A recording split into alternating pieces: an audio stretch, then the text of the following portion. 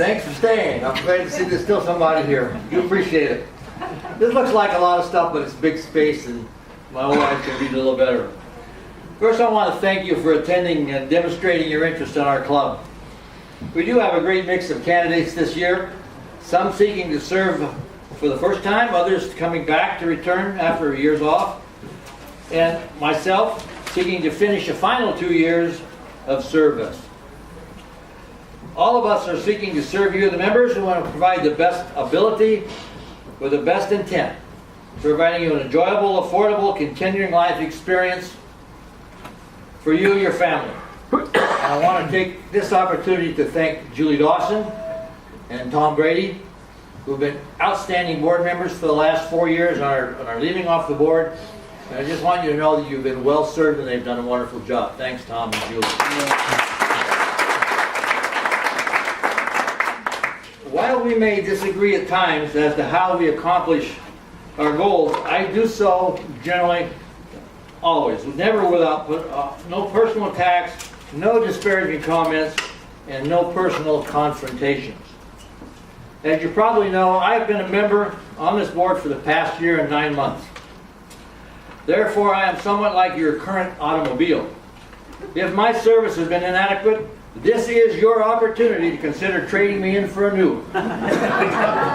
However, if I have proven to be reliable, if I have retained sufficient horsepower to get where you want to go and operate at a reasonable cost to you, then hopefully you will decide to keep me.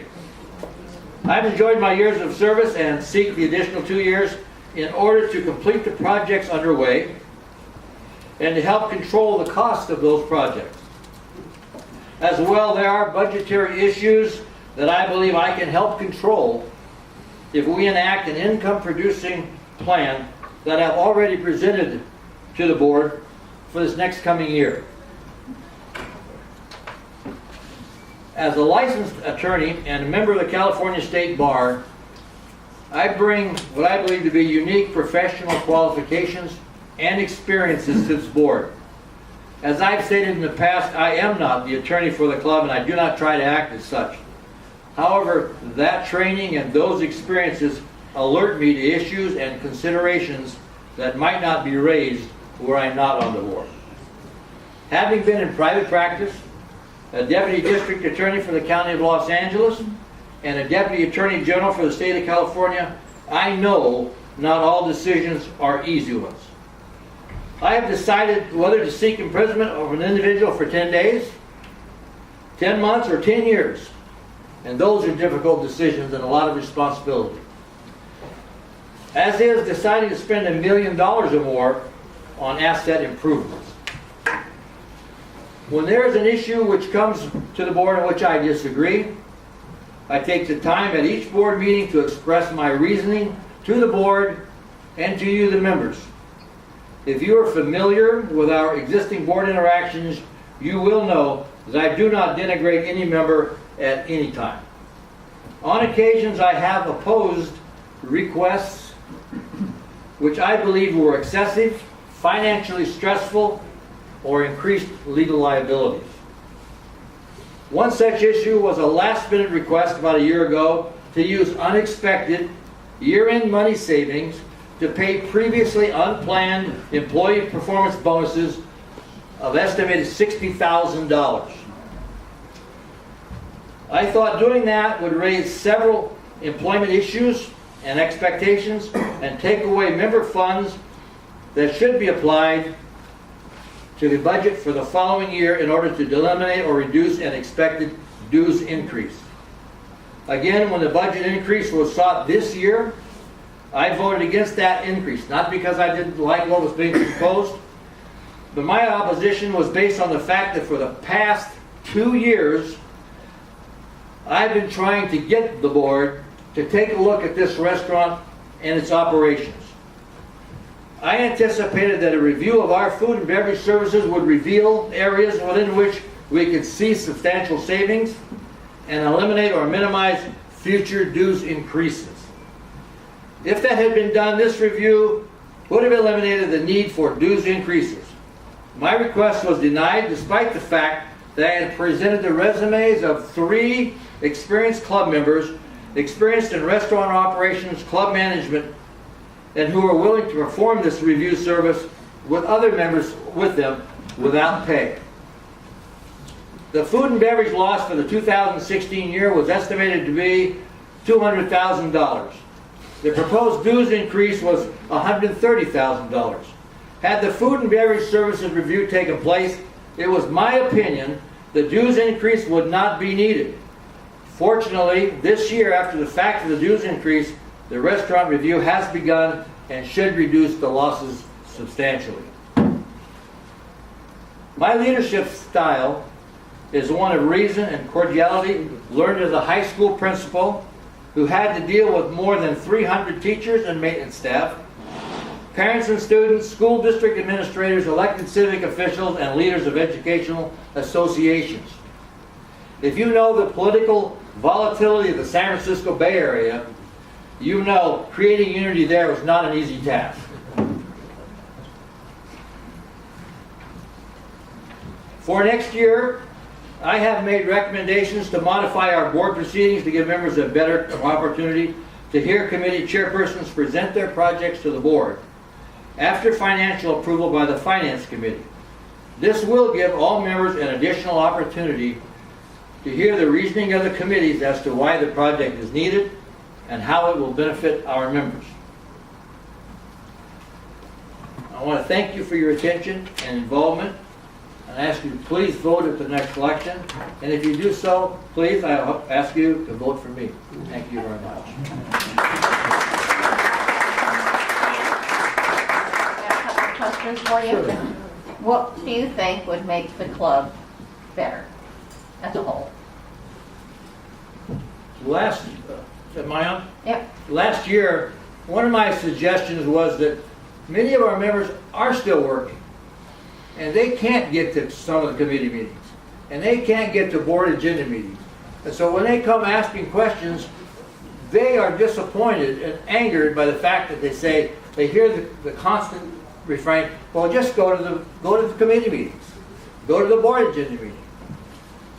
I proposed at that time that we give some serious thought beyond our newsletters to think about taping or recording, videoing those meetings and putting them on our website.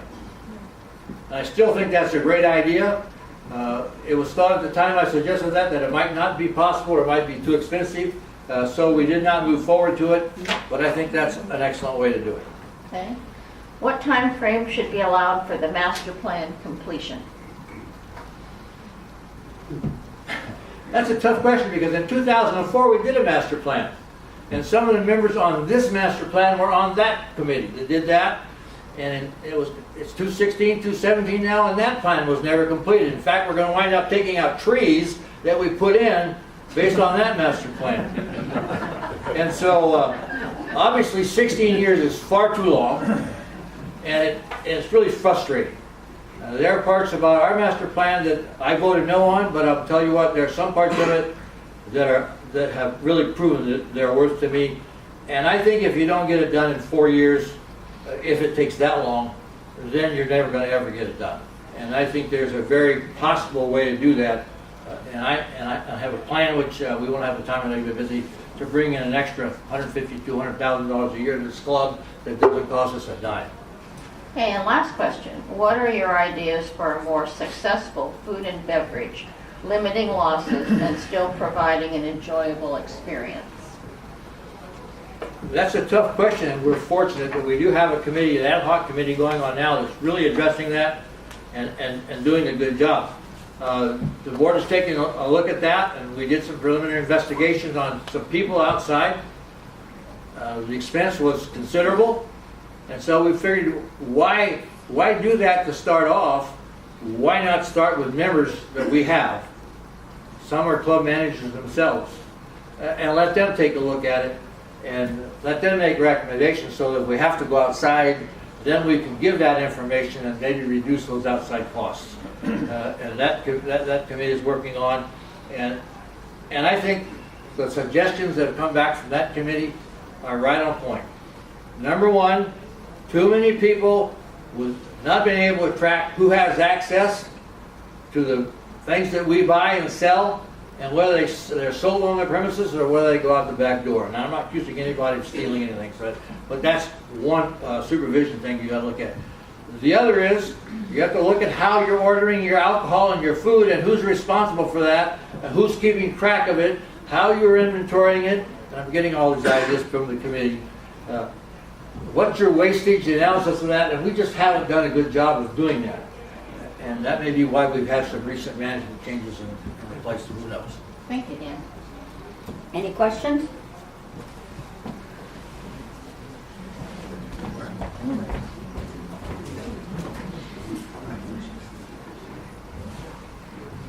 Dan, I'd like to thank you for your service these last 2 years. It's been outstanding. Thank you. And at every board meeting, whenever there was a decision, you made it a point to be very explicit and telling the membership exactly why you voted yes or no.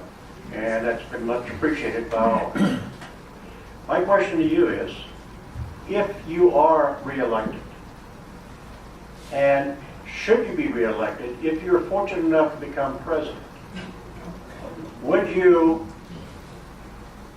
tell the rest of the board members to do the same? In other words, explain their reasoning for a yes or a no vote.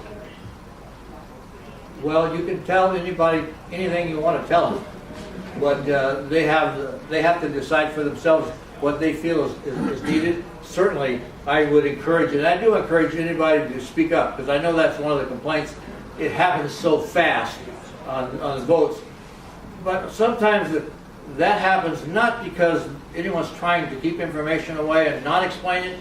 It's just that when you're in a system that has an agenda meeting and everything is gone over in that meeting and discussed, the people tend to feel like we've had that discussion, and those who didn't make it are responsible for not knowing. And I know that's not really the way that most of the people feel, but it is a responsibility that members have to try to do that, and I know they can't do it because of work and other commitments. But thank you for pointing out that that's what I do, and I do encourage all the members to do that. One last question. In regard to expenditures for the club, do you support breaking up large projects into small increments for the sole purpose of denying the membership a vote? I don't support anything that denies members voting. What I support is a process and a procedure and opportunities for all the members to know what's happening, to take part in the decision making, and to let us know how they feel about an issue. That's a good answer.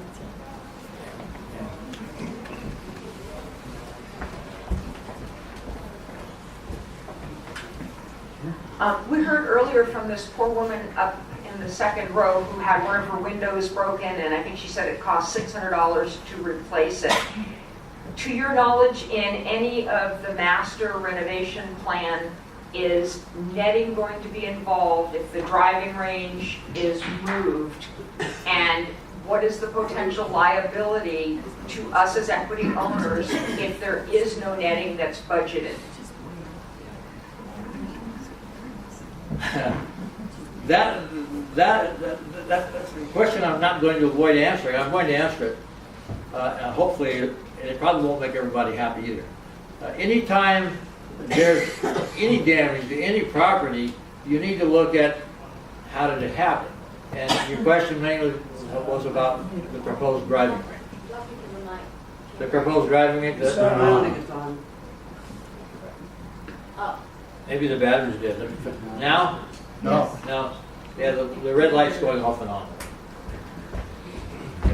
Tell them to come inside if they want to hear it. You shut the door back there. You're just too long. Okay, is that better now? Yeah. Good. You know, every time you have a lawsuit, it means there are two sides to every issue. California State Supreme Court has held recently that anytime there's an activity in which there is inherent risk, and you take part in that activity knowing that inherent risk, then the person who is following the rules of that activity is not liable. In that case, the club would not be liable. If you're playing golf on, let's just say the 14th hole, and you're out there and somebody behind you comes up and tees off too soon and hits you, the club is not liable because they're not involved in increasing that opportunity or that risk of injury. But if you're in, and I don't want to get overly political, but I've been trying to get some things to happen. One is the posting on the side of 14, apart from the driving range. Got nothing to do with it. Okay. If you're involved in an activity that's club sponsored that requires you to go down on the driving range and hit your ball, then the club has asked you to take an additional risk to do that. And there are probably legal opinions that will disagree, so I say I'm not the club attorney. You ask me for my opinion. My opinion is that if you do something that's outside the normal perceived risk of an activity and you get hurt by an outside agent and the club knows of that risk and it's been increased, the club will be liable. And it depends on the extent of the injury to the extent of the damages you'll wind up paying. That it? Okay, I want to